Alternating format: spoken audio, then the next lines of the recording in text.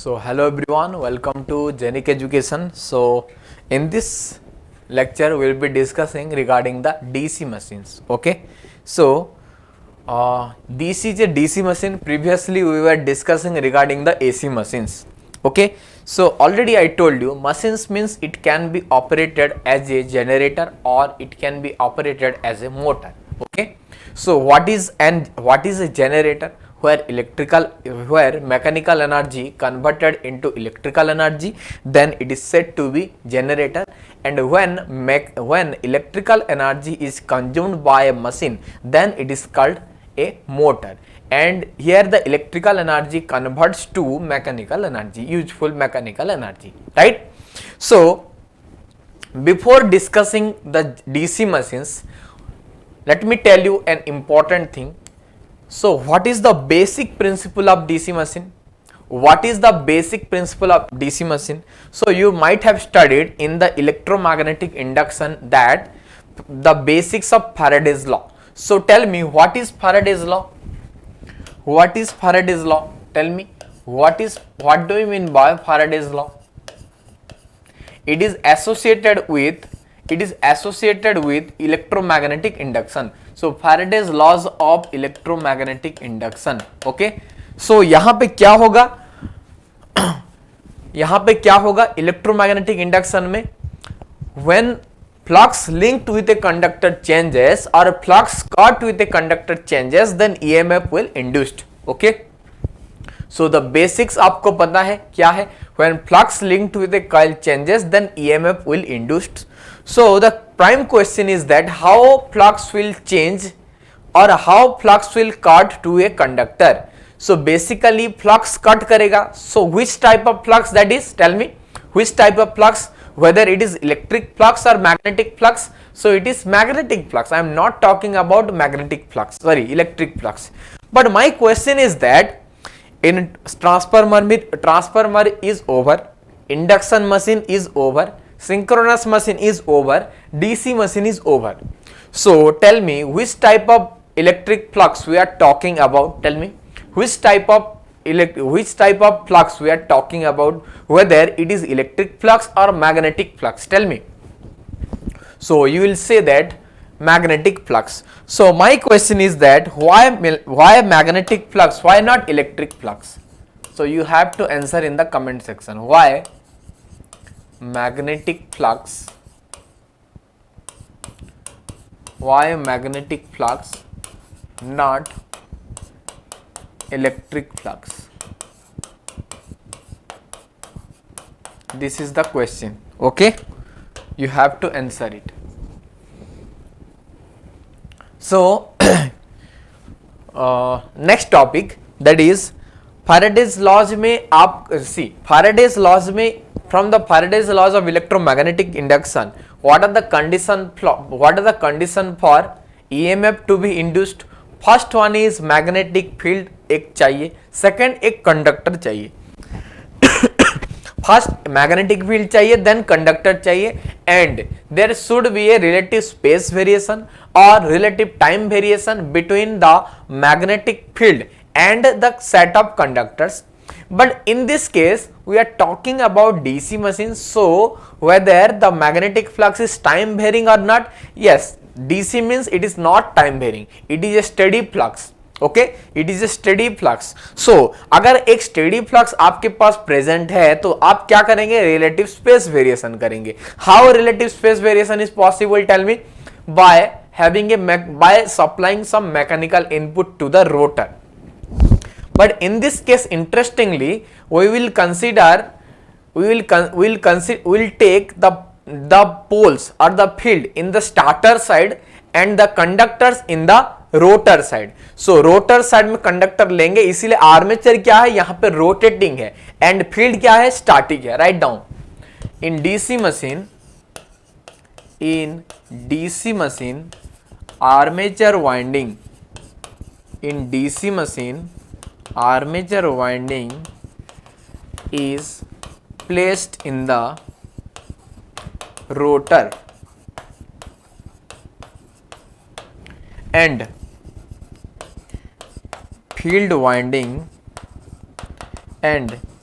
field winding is placed in the starter.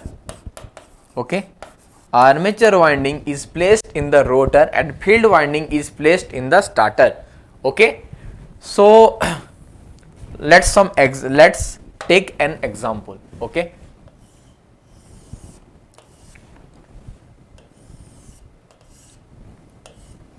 suppose this is your north pole, this is your south pole, and here this is the armature winding. Okay, this is your armature winding. So what I said you, in order to produce in order to produce EMF, I need a magnetic field and a set of conductors. This set of conductors is nothing but this armature. Suppose this one is A, ये B है, ये C, ये D. Okay, two conductors A, B and C, D. So I have to produce EMF. So what I should do? Either I should rotate the field or I should rotate the armature. But what I told you, I have taken the field in the starter side and armature in the rotor side. So which one is the motion of which thing is possible? Tell me. The motion of this armature conductor is possible. So armature will be rotating. So how armature will be rotating? By applying the mechanical input Pmac. ठीक है, by applying the mechanical input. So the armature will be rotating, and अगर ये rotate करेगा then flux cutting in the conductor will change and EMF will induced. Write down what happened next. When flux cutting in the conductor, when flux cutting in the conductor changes, EMF induces. When flux cutting in the conductor changes, EMF induces. This is the statement, right? ठीक है. So by which law? What is the mathematical expression to justify this statement? Tell me, what is the mathematical expression to justify this statement? That is given by E equal to B LV sin theta. So what is B? Magnetic flux density. Unit क्या होता है? Weber. What is L? Length of the conductor. Here length of the conductor is AB and CD. Okay. A to B जितना distance होगा, C to D जितना distance होगा, वो है active length of the conductor. V, what do you mean by V? Velocity of the conductor. So ये आपका basically rotational motion है. सो ये कौन सा डायग्राम है? ये आपका, अगर हम क्रॉस सेक्शनल व्यू देखेंगे तो क्या होगा? ये क्रॉस सेक्शनल व्यू नहीं है. अगर हम क्रॉस सेक्शनल व्यू देखेंगे, सपोज मान लो ये आपका डीसी जनरेटर है. ठीक है, आपका डीसी जनरेटर है. सो आर्मेचर कंडक्टर ये है. ठीक है, armature conductor is this one. तो अगर क्रॉस सेक्शनल व्यू अगर देखेंगे तो हम ऐसे देखेंगे, राइट? क्रॉस सेक्शनल व्यू ऐसे देखेंगे. तो this is the cross sectional view. अगर क्रॉस सेक्शनल व्यू को अगर देखेंगे हम तो क्या होगा? This is your north pole, this is your south pole, and यहां पे आर्मेचर कंडक्टर्स है, right? Armature conductors are there. So यहां पे नंबर ऑफ स्लॉट्स होंगे, राइट? यहां पे नंबर ऑफ रोटर स्लॉट्स होंगे और आर्मेचर कंडक्टर स्लॉट्स होंगे. वाइंडिंग तो होगा ना ऑब्वियसली, एंड यहां पे भी वाइंडिंग होगा, राइट?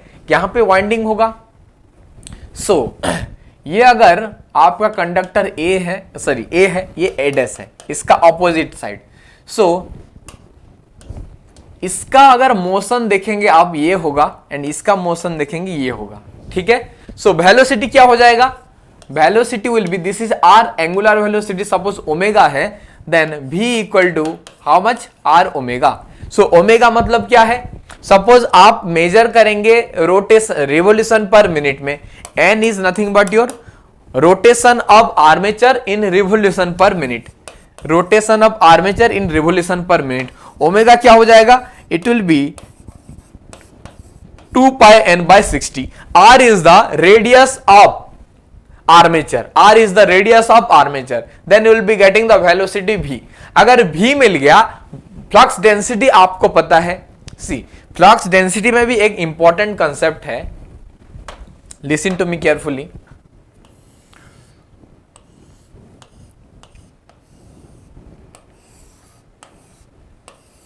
ये क्या है? आपका पोल है, right? And this is your armature. This is your armature. Suppose this is your north pole, this is your south pole. Just before DC machine we discuss synchronous machine. So what is this? This is your pole. So एक important चीज है, एक important term है, that is called your pole arc. Okay, that is called your pole arc. Just a minute. What is the exact definition? So I should write, otherwise I will explain the concept only. Okay? अच्छा ठीक है, leave it. So pole arc का मतलब क्या है? What do you mean by pole arc? See, this is your pole core. This is your pole core. This pole will cover 50% of the. This pole will cover. See, combiningly this north pole and south pole will cover entire cross-sectional area of armature. So individual pole will cover how much? 50% of the cross-sectional area. Means this north pole will cover the conductors present in the upper half. Suppose these are the conductors present in the upper half, and this south pole will cover the conductors present in the lower half. ठीक है? But tell me, अगर exact हम देखेंगे तो ये पोल कितना conductors को touch कर रहा है? आई थिंक इतना को करेगा. ठीक है, इतना को करेगा, क्योंकि this is the length of your pole core. अगर पूरा को करना है तो हम यहां तक एक्सटेंड करेंगे, तब जाके पूरे कंडक्टर्स को कट करेगा, राइट? पूरे कंडक्टर्स को कट करेगा. इसीलिए pole arc and pole pitch different होता है. पोल आर्क मतलब ये कितना कवर कर रहा है? ये कवर कर रहा है आपका, मान लो 70% ऑफ द एंटायर पोल. सी 70%, सी ये पूरा 50% को कवर करना चाहिए था, लेकिन ये पोल कितना कवर कर रहा है? 70% को कवर कर रहा है. That concept is called your pole arc. ठीक है? सो forget about that. Only I need the amount of flux density and velocity. मुझे पता चल गया. How to find velocity? R omega. Okay, and R already question में दिया गया होगा. Then we can determine E equal to BLV sin theta. This formula is applicable when flux linked with a conductor changes, then EMF will be induced. That is the concept, right? So this is all about your generator working principle of DC generator. ठीक है? This is all about working principle of DC generator. But listen to me.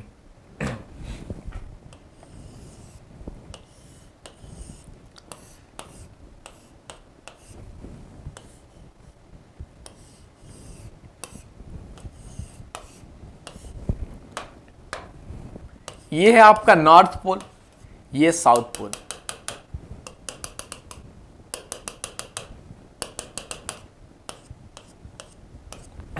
Okay, this is your north pole, this is your south pole.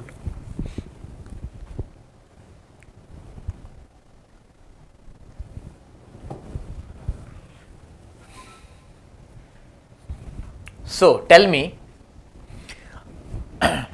अगर यहां पे आपका armature rotate कर रहा है in this direction, in upward direction. So tell me, EMF for generating action, which law we use? right hand rule or left hand rule? Fleming's right hand rule or Fleming's left hand rule? For generator we use Fleming's right hand rule, where the thumb कौन सा direction देगा? It will be your motion. ठीक है? See, first of all ये fourth finger, नहीं, just a minute. First of all this index finger will give the direction of field. So field कहां पे है? This side, from my side to that side. Okay, and motion of the conductor is upward, right? this is the conductor in which I have to calculate the direction of induced EMF. Okay, so आप एक चीज बताओ, induced EMF that is E, it is a vector quantity और scalar quantity. इसका हम direction find कर रहे हैं. EMF का कोई डायरेक्शन होता है, करंट का डायरेक्शन होता है ना, EMF का कोई डायरेक्शन होता है, tell me. So whether this induced EMF is scalar quantity और वेक्टर क्वांटिटी. अगर स्केलर क्वांटिटी है तो इसका डायरेक्शन कैसे आएगा, वो आप कमेंट सेक्शन में बताओ. Now come to this point. अगर direction of see field direction is this one, okay, and motion of the conductor is upward, then what will be the induced EMF? It is towards the board. Okay, towards the board मतलब इसका अगर cross sectional view देखेंगे तो it will be in this direction. So यहाँ पे ये direction होगा, मतलब यहाँ पे कौन सा डायरेक्शन होगा, डाउनवर्ड होगा. ठीक है, यहाँ पे क्या होगा, डाउनवर्ड. नाउ अब एक चीज यहाँ पे देखेंगे, एक current carrying conductor placed in a magnetic field. What is the motor action, tell me. When a current carrying conductor placed in a magnetic field, then torque will produce. This is the definition of motor. This is the working principle of motor. When a current carrying conductor placed in a magnetic field, then motor action will take place. So यहाँ पे पहले EMF induce हो गया. Now you can see a current carrying conductor placed in a magnetic field, then torque will produce or not? Yes, torque will produce. Now let's see whether this torque is supporting this mechanical torque applied or it is opposing this mechanical torque applied. Let's see whether this one is supporting the mechanical torque applied or it is opposing.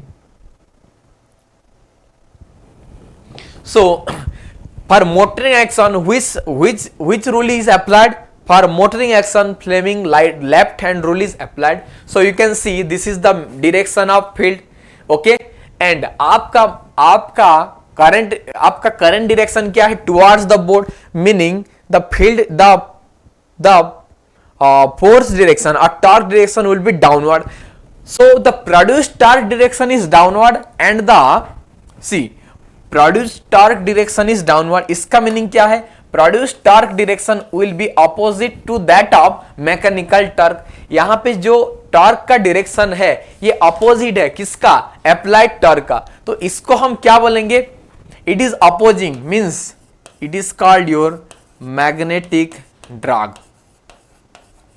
सो यहां पे जो भी electromagnetic torque produce होगा, okay, that will be converted into electrical power. Okay, that will be converted into electrical power. So P electrical will be equal to electromagnetic torque produced into omega, which is equal to E into Ia. Okay, which is equal to E into Ia. So this is your motoring action, sorry, this is your generator action. So tell me whether in this generator slip rings will be used or your split rings will be used. तो slip ring का मतलब क्या है, what is that slip ring, what do you mean by slip ring? So यहां पे क्या होगा, see यहां पे क्या होगा, जस्ट अ मिनट, अगर हम इसको थोड़ा सा देखेंगे, what do you mean by slip ring? So ultimately armature conductor में EMF प्रोड्यूस हो रहा है, या यस और नॉट, आर्मेचर कंडक्टर में EMF प्रोड्यूस हो रहा है, उसको हमको कलेक्ट भी करना है to supply the load demand. Okay, load को सप्लाई करने के लिए हमको कंडक्टर से हमको EMF को कलेक्ट करना पड़ेगा. हाउ विल कलेक्ट, थ्रू, यहां पे क्या करेंगे, एक स्लीप, जस्ट अ मिनट, एक स्लीप रिंग लगा देंगे. ठीक है, ये है आपका स्लिप रिंग 1, ये है आपका स्लिप रिंग 2, एंड यहां पे हम क्या करेंगे, कार्बन ब्रश से हम EMF को कलेक्ट करेंगे एंड लोड को हम लोग दे देंगे. This is your load. ये तो रेसिस्टिव लोड होगा ना, क्योंकि सप्लाई DC है. सप्लाई अगर DC है, सॉरी प्रोड्यूस हो रहा है DC,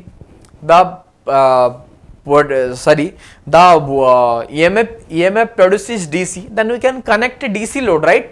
यहाँ पे DC लोड ही होगा. अच्छा ठीक है, यहाँ पे स्लिप रिंग लगा दिए. Please listen to me carefully. यहाँ पे हम लोग स्लिप रिंग लगाए. अच्छा, स्लिप रिंग लगाए, राइट. सो यहां पे क्या होगा, ये आपका कार्बन ब्रश 1, सॉरी यहां पे कार्बन ब्रश 2, ये है आपका कार्बन ब्रश 1, यहां पे कार्बन ब्रश 2। सो आप देख सकते हैं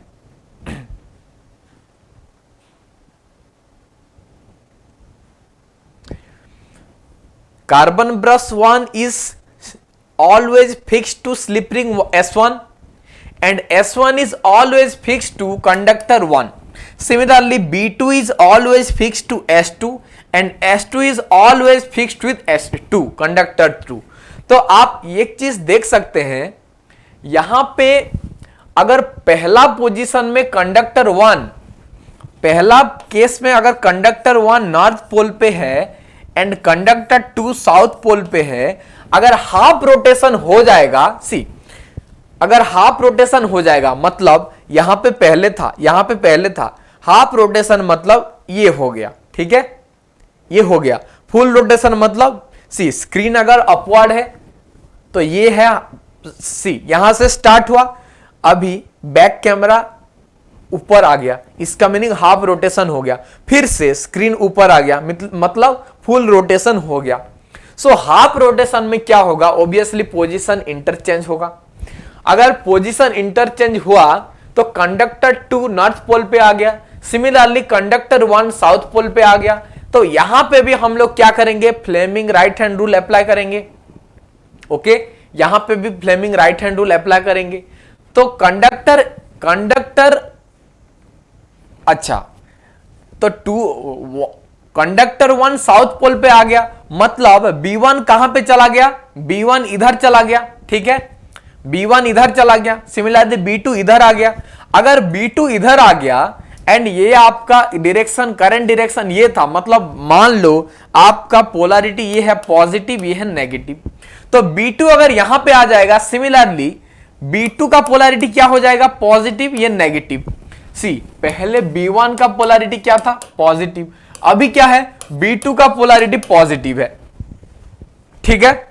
आपको पता है हमेशा पोटेंशियल कहां से कहां फ्लो होता है, positive to negative. So in the load circuit current will flow from this to this, okay. So in the first half B1 positive था, मतलब B1 to B2 current flow हो रहा है, ठीक है, this is the current direction. लेकिन half rotation के बाद B2 पॉजिटिव हो गया, सो ये अगर पॉजिटिव है, करंट डायरेक्शन कैसे होगा, दिस साइड। सो आप देखो ध्यान से, पॉजिटिव हाफ साइकिल में सी फर्स्ट हाफ में करंट डायरेक्शन जो था, नेक्स्ट हाफ में करंट डायरेक्शन रिवर्स हो गया, ठीक है, करंट डायरेक्शन रिवर्स हो गया। तो ये इसका नेचर को हम क्या बोलेंगे, अल्टरनेटिंग बोलेंगे ना। इसका नेचर को अगर अल्टरनेटिंग बोलेंगे, सो द आउटपुट वोल्टेज और the output current is AC और DC, it is AC, but we need a DC quantity, okay. So क्या करेंगे हम, इसको सिंपल एक चीज कर देंगे, B1 को हमेशा फिक्स रखेंगे, ओके, वेदर B1 को हम हमेशा फिक्स रखेंगे, किसके साथ, किसके साथ, ये चाहे सी ये स्लीप रिंग था, हम इसको रिप्लेस कर देंगे कौन सा रिंग पे, स्प्लिट रिंग, इसको हम रिप्लेस कर देंगे स्प्लिट रिंग से। इसका मैकेनिज्म आप लोग समझ जाओ एक बार, इसका कंसेप्ट एक बार समझ जाओ, फिर से हम देखते हैं what is the use of split ring.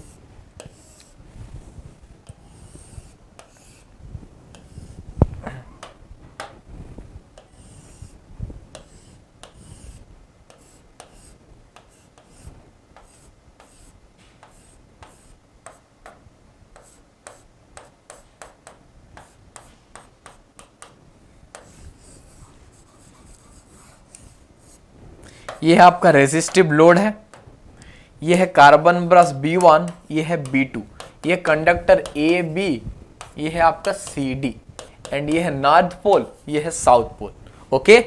So suppose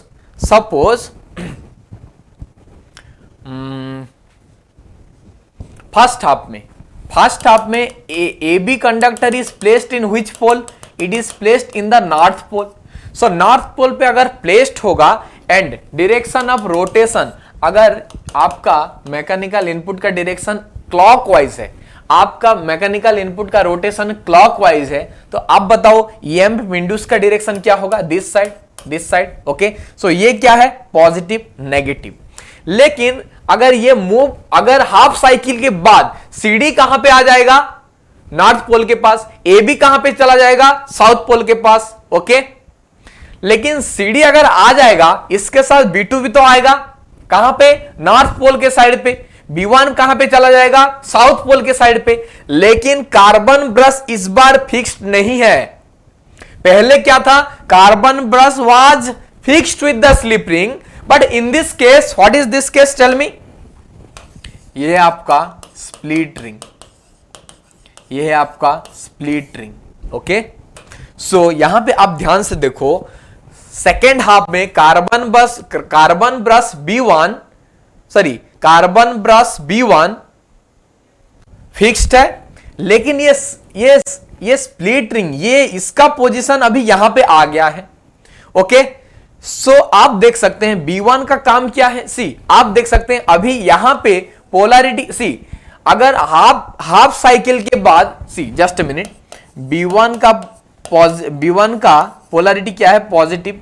half cycle के बाद क्या होगा, B2 का पोलैरिटी, सॉरी B2, अच्छा, हाफ साइकिल के बाद CD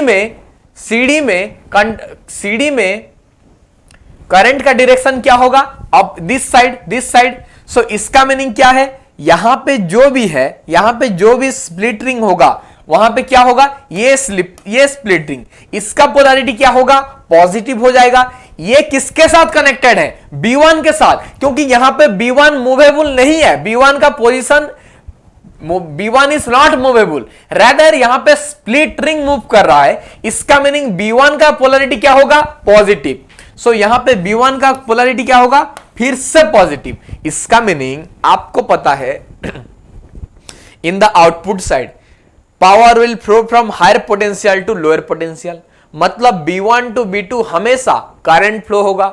so tell me whether the current flow is unidirectional is bidirectional, whether the current flow is unidirectional or bidirectional, it is unidirectional. So the output will be DC by using split ring. So this is basically a very important concept. What is the disadvantage of slip ring, what is the advantage of split ring? So split ring का action क्या हुआ, आप power electronics में पढ़े हैं, जो भी quantity AC से DC को कन्वर्ट करता है उसको हम क्या बोलते हैं, जो भी क्वांटिटी AC से DC को कन्वर्ट करता है उसको हम क्या बोलते हैं, rectifier. So basically split ring is a half wave rectifier, okay, half wave rectifier, but it is rotating one, okay. नहीं, just a minute, see, it is converting from AC to DC, so it is a full wave rectifier, but it is a rotating one, okay. So rotating one, इसको हम बोल सकते हैं कि ये mechanical rectifier है, okay, ये एक मैकेनिकल फुल वेव रेक्टिफायर है, am I correct or not? So how split ring changed the AC in the armature to DC? You got the point? Now tell me what will be the EMF equation? EMF equation क्या होगा? What will be the EMF equation? Tell me. The EMF equation will be same because it is a AC quantity. AC का हमेशा RMS value निकलता है. It will be 4.44 phi m F turn per phase. It will be phi m F turn per phase. Sir DC में तो frequency 0 होता है तो EMF 0 हो जाएगा. No, who told you? Armature में करंट चेंज हो रहा है, armature current is alternating. So current अगर अल्टरनेटिंग है इसका मीनिंग वहां पे कुछ फ्रीक्वेंसी होगा, ठीक है. तो ये क्या है? एसी क्वांटिटी है तो इसका आरएमएस वैल्यू क्या होगा? This is the formula. लेकिन ब्रश के बाद जो करंट मिलता है वो डीसी क्वांटिटी है. ब्रश के बाद जो करंट अवेलेबल है और आउटपुट करंट जो अवेलेबल है वो एसी क्वांटिटी है. लेकिन armature current is sinusoidal. How sinusoidal? Because E equal to BL sine theta ना. E equal to BL sine theta. It is a function of sine theta. So ये क्या हो जाएगा? It is sinusoidal. It is sinusoidal, right? All of you are getting my point, this is the EMF equation. So नहीं sir, EMF equation कुछ दूसरा होता है। Okay, we'll discuss that EMF equation also, but for the time being this EMF equation holds good for your DC generator as well. This EMF equation holds good for your DC generator as well, because in the armature the nature of current is alternating, but output in the output terminal the current available are DC. This is the point. Okay, this is the point, right?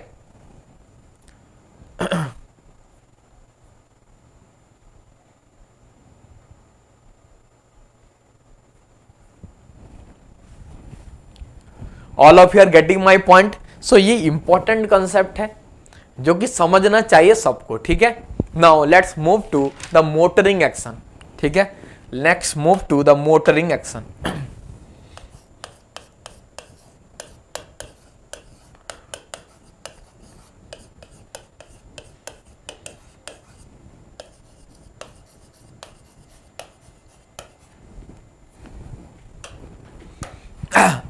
अच्छा, motoring action में output क्या है? Your torque. Torque is the output, sorry, torque is your output quantity. So what is motoring action? When a current carrying conductor placed in a magnetic field, then EMF will induce, sorry, when a current carrying conductor placed in a magnetic field, then force will produce, or you can say then torque will produce, right? Suppose this one is your north pole, this one is your south pole.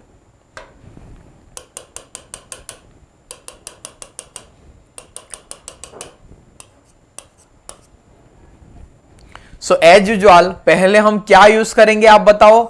Sleep ring हम लोग use करेंगे।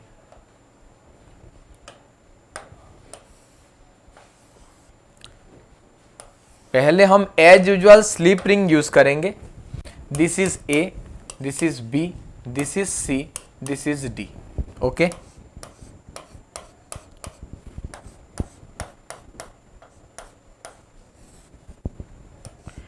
अच्छा, इसका input क्या रहेगा आप बताओ? इसका इनपुट डीसी क्वांटिटी, क्योंकि ये डीसी मोटर है ना, इसका इनपुट क्या रहेगा? डीसी। सो ये है आपका कौन सा रिंग? ये है आपका sleep ring. Suppose this is carbon brush B1, this is carbon brush B2। सो ये अगर पॉजिटिव टर्मिनल है तो B1 का पोलैरिटी क्या होगा? पॉजिटिव होगा। B2 का पोलैरिटी क्या होगा? नेगेटिव होगा। ओके, B1 का पोलैरिटी पॉजिटिव है, B2 का पोलैरिटी नेगेटिव है। So tell me what will be the current direction inside the armature? It will be from A to B and D to C, D to C, A to B, D to C। अच्छा, ठीक है। So in motor, which rule will be applied? Fleming's right hand or left hand? Here left hand will be applied. So apply the left hand rule. Okay, apply the left hand rule. It is inside the machine. इस ये cross sectional view अगर देखेंगे the current direction will be towards the, अगर अंदर पे जाएगा, इसका meaning the flux, sorry, the force produced or the torque produced is downward. Okay, यहां पे फोर्स प्रोड्यूस का डायरेक्शन क्या होगा? डाउनवर्ड होगा। डाउनवर्ड मतलब क्या है? ये anti clockwise, ACW, anti clockwise. Now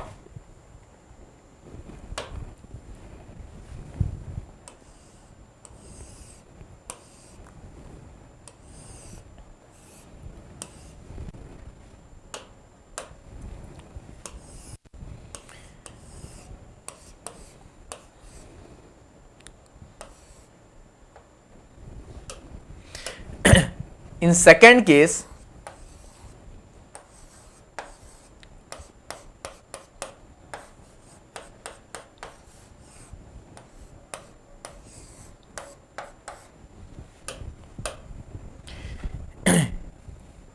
second case में क्या होगा? ये स्लीप रिंग का केस है।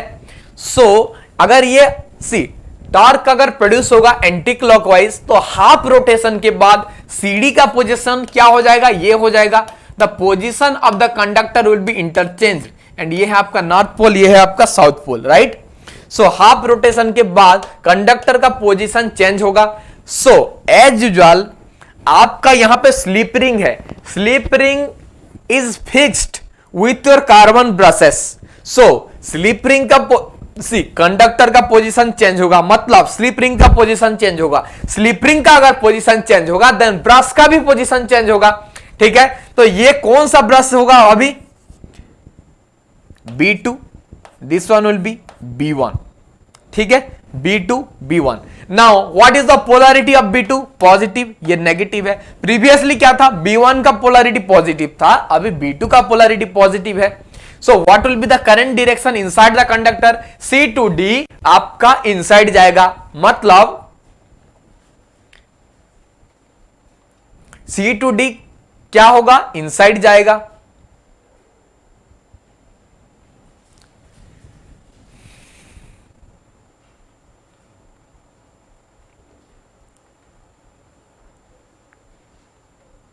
Okay,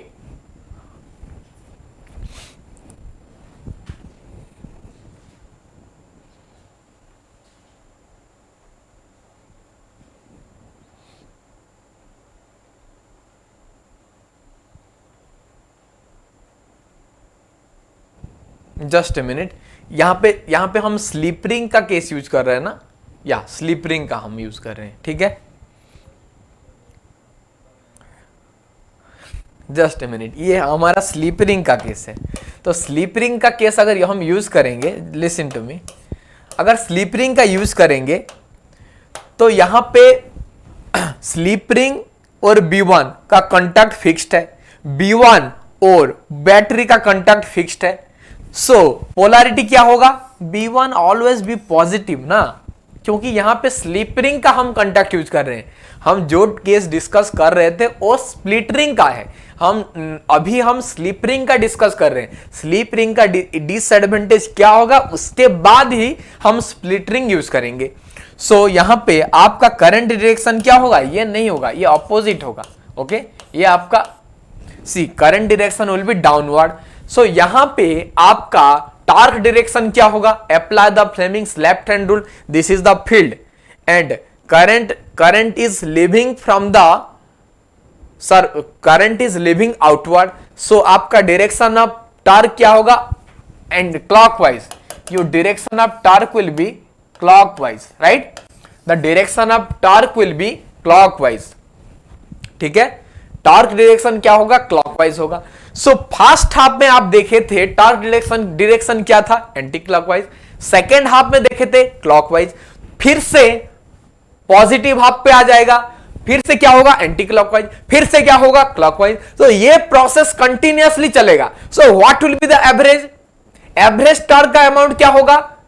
clockwise half of the time हो रहा है, anti clockwise half of the time हो रहा है। तो basically due to inertia of the rotor ऐसा नहीं होगा कि ऐसे मूव करेगा ऐसे मूव करेगा, ये ऑसिलेट नहीं होगा, इट विल नॉट ऑसिलेट। मतलब पहले ऐसे मूव किया फिर से वापस, मूव किया फिर से वापस, मूव किया फिर से वापस, नहीं होगा, क्योंकि due to inertia of the rotor ये big body, big mechanical body, उसका मास बहुत ज्यादा है। So due to inertia of the rotor it will be held at rest, it will be held at rest, ये move ही नहीं करेगा। Because the average torque value is how much?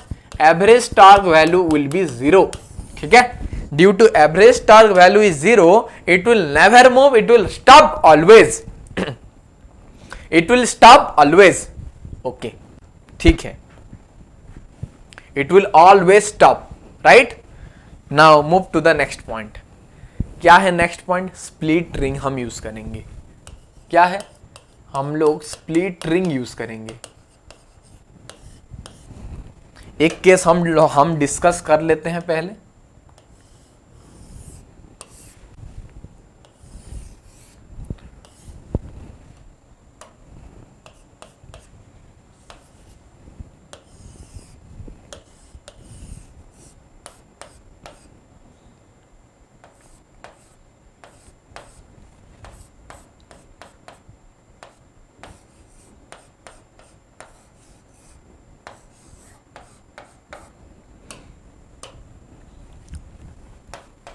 ये B1 है, ये B2, A B C D, this is the flux direction.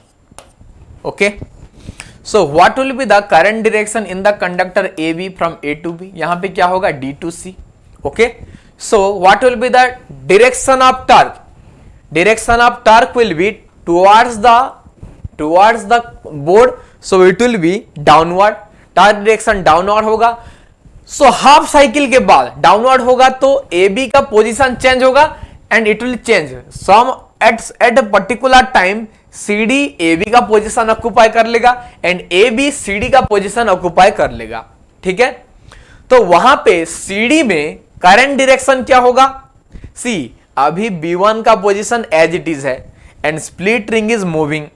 So C D जब आएगा north pole पे तो वहां पे B1 के साथ कांटेक्ट में रहेगा. B1 के साथ अगर कांटेक्ट में रहेगा then current direction in CD will be same as AB when they are placed in the north pole. So basically यहां पे क्या हो रहा है, whether the conductor is placed in north pole, see always you can see that the conductor which is placed near north pole the direction of current will be same. I repeat, when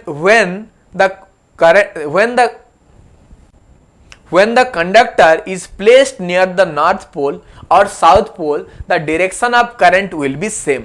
previously क्या हो जाता था, north pole पे अगर conductor है जब south pole पे चला जाएगा रिवर्स हो जाता था, लेकिन यहां पे करंट डायरेक्शन सेम है. दैट्स व्हाई यहां पे क्या होगा, दैट्स व्हाई यहां पे टॉर्क का डायरेक्शन यूनिडायरेक्शनल होगा. You will be getting a unidirectional torque, you will get a unidirectional torque. okay, you will get a unidirectional torque. यहाँ पे एवरेज टॉर्क जीरो नहीं होगा, so it will be rotating, मतलब shaft के around rotate करेगा and we can coupled a mechanical load to the DC motor. This is the motoring action. Okay, this is the motoring action. Now let me tell you another important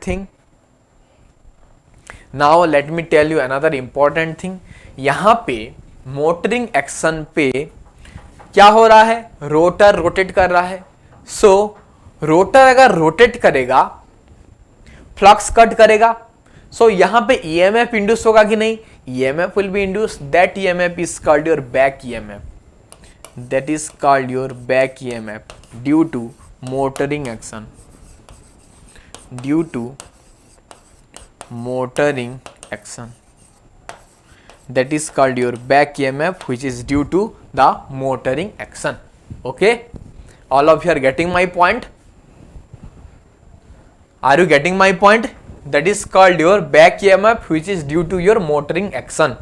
अच्छा, back EMF अगर ना होता, अगर ये support करता, सी EMF का polarity, सी आप देखो यह है आपका सप्लाइड वोल्टेज V है, यह है आपका आर्मेचर रेसिस्टेंस R है. ओके, सो बैक ईएमएफ का डायरेक्शन क्या हो जाएगा, this is the direction of back EMF. So the current flowing here will be I will be, और I है सिंपली इसको हम क्या बोलेंगे, V minus EB by RA by applying the KCL. Sorry KVL अगर अप्लाई करेंगे तो क्या होगा, IA equal to V minus EB by RA. Okay, back EMF है यहां पे इसीलिए. ठीक है, सो स्टार्टिंग कंडीशन में क्या होगा, बैक ईएमएफ जीरो.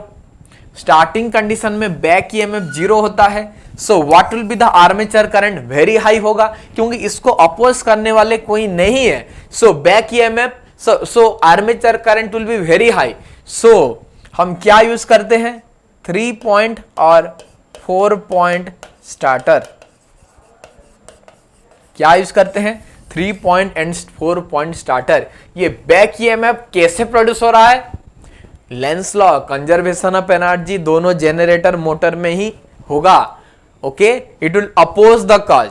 सी बेसिकली यहां पे कंजर्वेशन ऑफ एनर्जी के लिए बैक ईएमएफ प्रोड्यूस हो रहा है एंड वो बैक ईएमएफ एक इलेक्ट्रोमैग्नेटिक प्रिंसिपल से प्रोड्यूस हो रहा है. ओके, अगर बैक ईएमएफ नहीं होता करंट क्या होगा, बहुत ही ज्यादा होगा. इसलिए एट स्टार्टिंग क्या होगा, हम भी अप्लाई किए तो सर्किट तो इनिशियली रोटेट नहीं करेगा. ओके, इनिशियली रोटेट नहीं करेगा, so V by R A I A will be very high क्योंकि EB 0 है, ठीक है। So we use 3.4 point starter, ठीक है।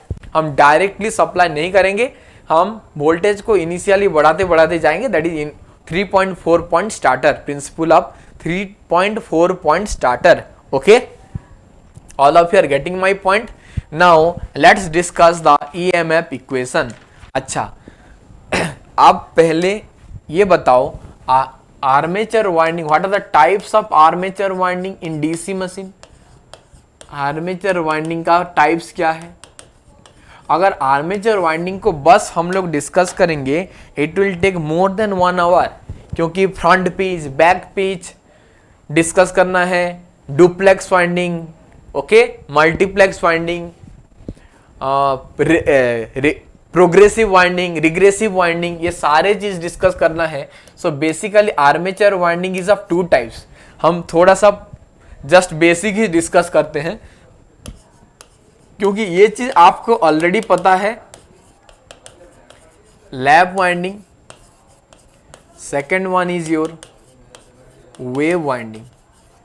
सो लैप वाइंडिंग में बेसिकली पैरेलल पाथ क्या होता है? A equal to P, and यहाँ पे नंबर ऑफ पैरेलल पाथ क्या होता है? A equal to 2, number of parallel path, मतलब number of parallel path equal to A, ठीक है। सो लैप वाइंडिंग में क्या होता है? This is your lap winding.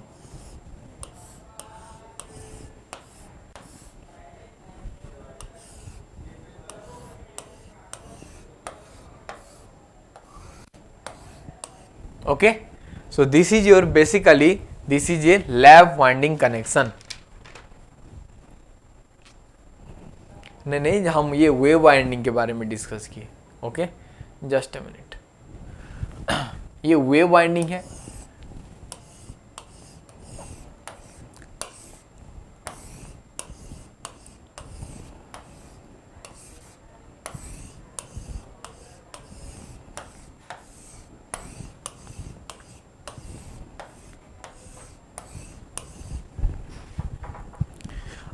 ठीक है। सो यहां पे आपका कम्यूटेटर सेगमेंट रहेगा, ठीक है। अच्छा, वहां पे फर्स्ट केस में हम क्या किए? स्लीप रिंग को स्प्लिट रिंग में रिप्लेस कर दिए। अच्छा, स्प्लिट रिंग को रिप्लेस करेंगे, अगर 2 कंडक्टर है इसीलिए हम स्प्लिट रिंग यूज किए। अगर मल्टीपल कंडक्टर्स होगा, ऑब्वियसली हमको ज्यादा ईएमएफ इंड्यूस करना है तो बहुत ज्यादा कंडक्टर्स होगा। सो वहां पे हम क्या यूज करेंगे? उसको बोलते हैं हम लोग कम्यूटेटर, उसको हम बोलते हैं कम्यूटेटर। उसका सेगमेंट है जस्ट लाइक स्प्लिट रिंग, वो रोटेट करेगा एंड ब्रश उसके साथ कांटेक्ट में रहेगा। इस अगर कम्यूटेटर रोटेट कर रहा है, ब्रश फिक्स्ड है, तो करंट डायरेक्शन हमेशा रिवर्स होता रहेगा। उसको हम क्या बोलते हैं? कम्यूटेशन, ओके, उसको हम क्या बोलते हैं? Commutation, right. So this is your lap winding, this is your wave winding.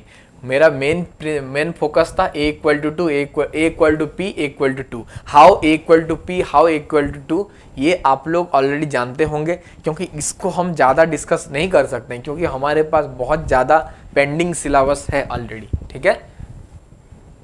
So try to manage. हम अभी तक EMF इक्वेशन स्टार्ट ही नहीं किए, ठीक है। ऑलरेडी इतना डिस्कशन, सी मोटर जनरेटर का जो भी प्रिंसिपल है वो बहुत ही बेसिक है, ठीक है, लेकिन हमको EMF इक्वेशन थोड़ा सा ध्यान में देखना चाहिए, ओके। सो EMF इक्वेशन में हम क्या करेंगे? Suppose number of poles equal to P, P is the total number of poles, N is the speed of rotor in RPM, speed in RPM, flux is phi is the flux per pole, Z is the total number of conductors, Z is the total number of conductors, and इतना चीज है। So what will be the induced EMF? We know that E equal to d phi by dt, E equal to d phi by dt, right? अच्छा, phi क्या है? Flux पर पोल, so एक rotation में कितना फ्लक्स चेंज हो, flux cut कितना होगा, फ्लक्स पर पोल अगर फाइव है तो टोटल फ्लक्स चेंजिंग क्या होगा, equal to d five by d t. So मान लो डी फाइव क्या है, एक रोटेशन के लिए कितना फ्लक्स चेंज हो रहा है, एंड dt क्या है, एक रोटेशन के लिए टाइम कितना लग रहा है, दैट वी आर कंसिडरिंग। एक रोटेशन में, एक कंप्लीट रोटेशन में फ्लक्स कितना चेंज हो रहा है, एंड एक कंप्लीट रोटेशन में टाइम कितना लग रहा है, वही हम लोग देख रहे हैं। तो एक कंप्लीट रोटेशन में फ्लक्स कितना चेंज होगा, अगर फ्लक्स पर पोल फाइव है तो कंप्लीट रोटेशन में सारे पोल्स को इंटरेक्ट करेगा तो कितना फ्लक्स चेंज होगा, p5 होगा। ओके अगर n स्पीड इन आरपीएम है, स्पीड इन आरपीएम मतलब रेवोल्यूशन पर मिनट, अच्छा ठीक है, तो 60 मिनट सॉरी रेवोल्यूशन पर मिनट, तो 60 सेकेंड में n टाइम्स रोटेट करेगा। ओके सो 1 टाइम्स अगर रोटेट करने के लिए कितना टाइम लगेंगे, 60 बाय n सेकेंड, ठीक है, 60 सेकेंड में n टाइम्स रोटेट करेगा, तो 1 टाइम रोटेट करने के लिए कितना टाइम लग रहा है, 60 by n second. Okay so you can substitute 60 by n, so it will be p5 n by 60। This is for one conductor, this is for one conductor, right? So for z number of conductor it will be how much, p5zn by 60। okay it will be how much, p5zn by 60, right? लेकिन ये conductor का winding किस type का है, it may be lap winding और it may be wave winding. So tell me, हमेशा आपका number of अच्छा पैरेलल कनेक्शन अगर है तो वहां पे ईएमएफ क्या होगा, कांस्टेंट होगा। सीरीज कनेक्शन अगर है तो वहां पे ईएमएफ क्या होता है, ऐड हो जाता है। तो पैरेलल पाथ में आपका ईएमएफ क्या रहेगा, पैरेलल पाथ में आपका ईएमएफ क्या रहेगा, कांस्टेंट होगा। चाहे आपका parallel path equal to number of pole हो, that is for lap connection, और अगर आपका पैरेलल पाथ इक्वल टू 2 हो, that is for wave connection, आपका ईएमएफ क्या रहना चाहिए, इक्वल रहना चाहिए, दैट इज कांस्टेंट। आपका कांस्टेंट होना चाहिए। सो अगर total number of conductors z है तो what is the conductor, what are the number of conductors available for each parallel path. अगर total number of conductors available is z, so each parallel path के लिए कितने conductors available होंगे, that is z by A. And again what I told you, parallel path में आपका EMF constant होता है। तो ये ईएमएफ क्या है, this is the EMF for one conductor. So parallel path में जितना कंडक्टर्स हैं वहां पे टोटल ईएमएफ क्या होगा, into z by A. So induced EMF will be P5Zn by 60A. P5Zn by 60A, right? This is the induced EMF equation. This is the equation for induced EMF, right? This is the equation for induced EMF.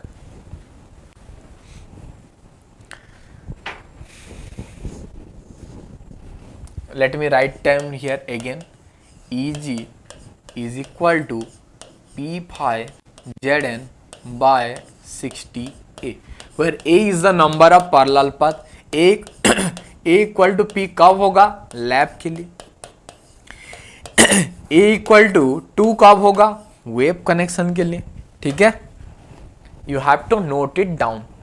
Now let's solve a numerical.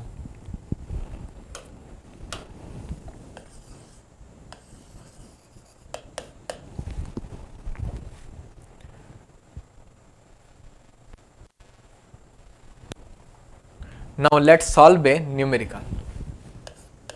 A 4-pole DC machine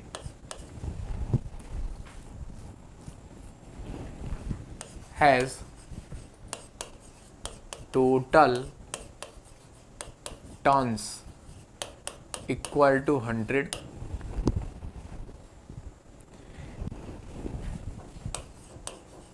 EMF पर turn equal to 10 volt.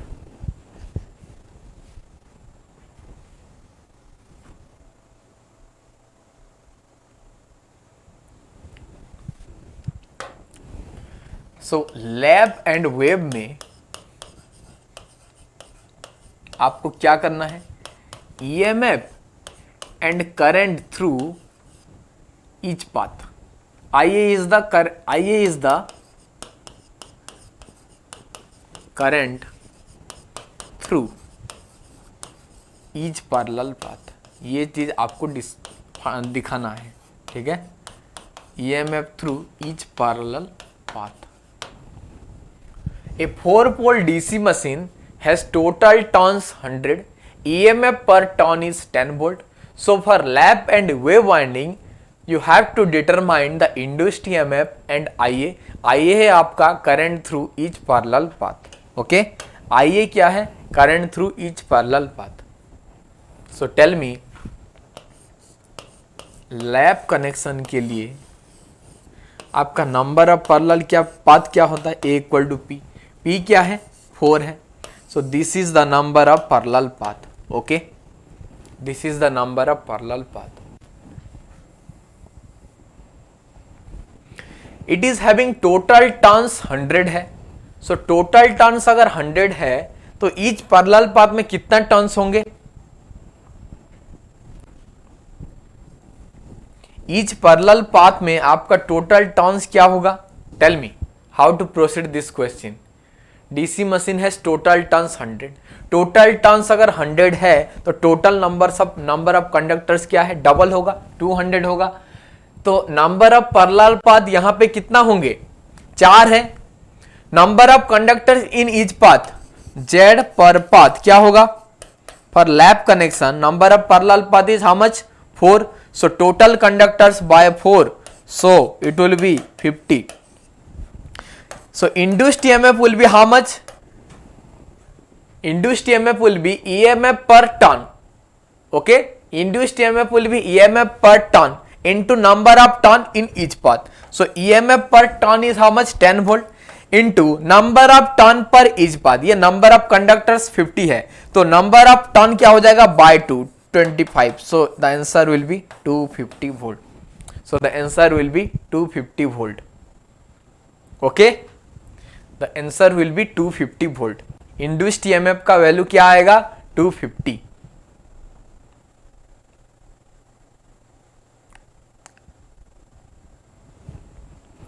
Similarly for wave,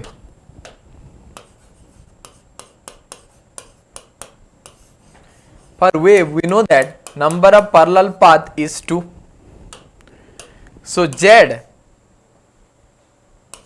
हम discuss नहीं करेंगे, directly turn per path हम लोग discuss करेंगे।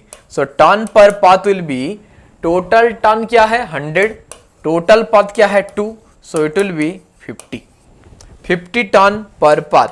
सो induced EMF will be how much, it will be 10 into 50। So the voltage will be 500। सो यहां से क्या कंक्लूजन आया आप बताओ, ओके। पहले क्या था 250 था, अभी क्या हुआ, डबल हो गया। We know that EG equal to P5ZN by 60A। E lap divided by E wave equal to A lap divided by A wave. So A lap मतलब यहाँ पे नंबर ऑफ पैरेलल पाथ क्या है, 4 है, number of parallel path wave में क्या है, 2 है। So E lap is equal to 2 into EW, okay, E lap equal to 2 into EW। So ये क्या हो जाएगा, 500 वोल्ट, ये क्या होगा 500 वोल्ट, राइट, डबल हो जाएगा, ये क्या हो जाएगा 500 volt. So take a conclusion. Similarly current क्या होगा, करंट का रिलेशन क्या होता है एंड पावर का रिलेशन क्या होता है, ठीक है।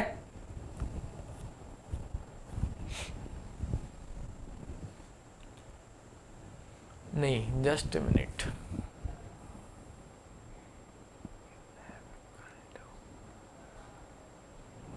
यहां पे एक छोटा सा गलती है।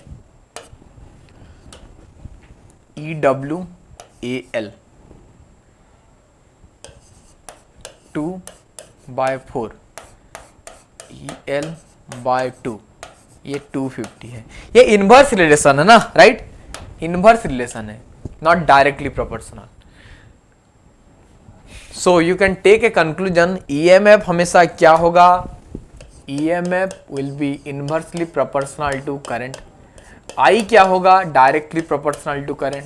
सो पावर क्या होगा? लैप एंड वेव के लिए आपको बताना है, ठीक है? लैप एंड वेव के लिए आपका पावर क्या होगा वो चीज बताना है, ठीक है? Now let's solve another question.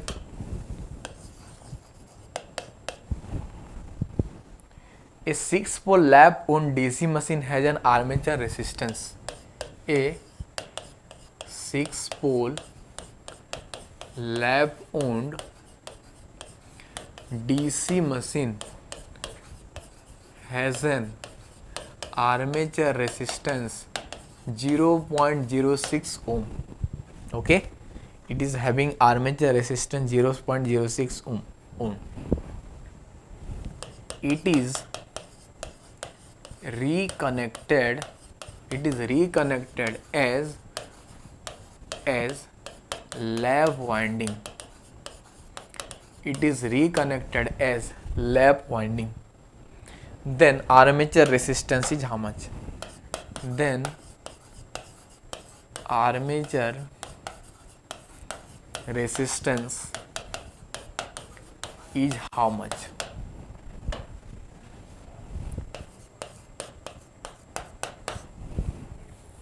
क्या होगा इसका आंसर? पहले हम लोग डिस्कस किए थे करंट, EMF और पावर के बारे में, अभी लेकिन पूछा गया है रेसिस्टेंस के बारे में। सो क्या होगा इसका answer? Please try to answer this question. Please try to answer this question.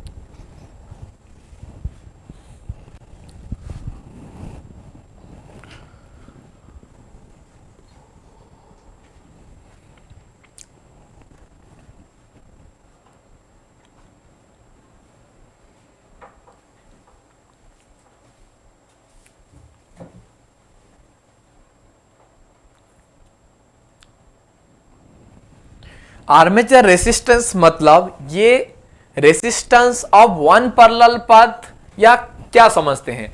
So lap में आप बताओ, number of parallel path is how much? P which is equal to 6। यहां पे बनाओ आप लोग, कितने पैरेलल पाथ हैं? 6, 3, 4, 5, 6। Suppose resistance of each parallel path is R. Armature resistance is RA. So यहाँ पे RA will be how much? R by 6. RA will be how much? R by 6. So यहाँ पे RA का value दिया गया है, तो R का वैल्यू क्या होगा? 6 RA. So it will be 0.36 ohm. ठीक है? It will be 0.36 ohm. Now wave winding में क्या होगा? नंबर ऑफ कंडक्टर सेम होगा, लेकिन number of parallel path will be reduced to 2।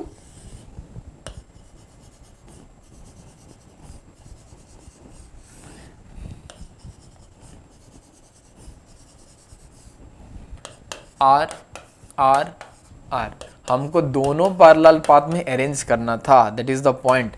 सो एक पाथ का रेसिस्टेंस क्या है? ये पाथ का रेसिस्टेंस क्या है? 3R 3R। So net resistance will be 3R by 2। Okay, 1.5 into R।